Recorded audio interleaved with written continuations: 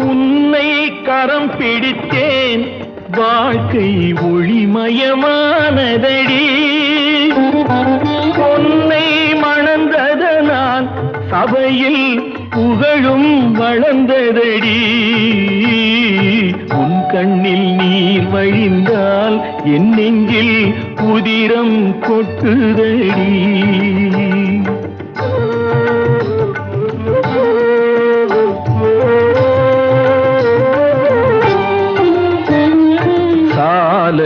சுமை தாங்கி